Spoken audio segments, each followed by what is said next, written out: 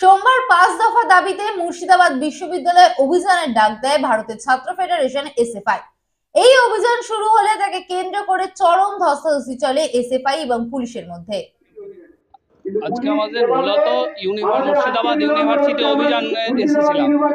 এই মুর্শিদাবাদ ইউনিভার্সিটিতে যা যা বিষয় দরকার, যেমন লাইব্রেরির সুব্যবস্থা নেই, মুর্শিদাবাদ ইউনিভার্সিটিতে স্থায়ী রেজিস্টার নেই, মুর্শিদাবাদ ইউনিভার্সিটিতে দীর্ঘদিনের দাবি ছিল ভিসি, এতদিন হলো নিয়োগ করেছেন, এক সপ্তাহ দু সপ্তাহ আগে ভিসি নিয়োগ হয়েছে, কিন্তু এরপরেও দেখা যাচ্ছে মুর্শিদাবাদের বিভিন্ন সমস্যা। মুর্শিদাবাদ ইউনিভার্সিটির ছাত্রছাত্রীরা অভিযোগ করছে মুর্শিদাবাদ ইউনিভার্সিটিতে যে ছাত্রীদের বাথরুমের ব্যবস্থা জঘন্য।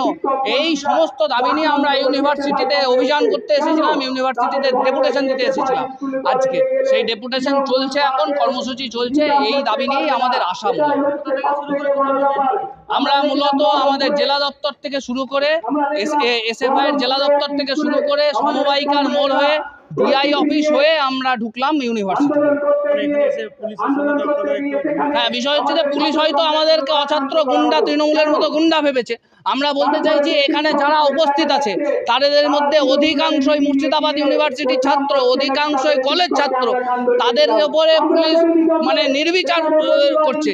এর প্রতিবাদে আমরা এখানে অবস্থান করছি, ডেপুটেশন দেব, তারপরে বাড়ি ফিরব।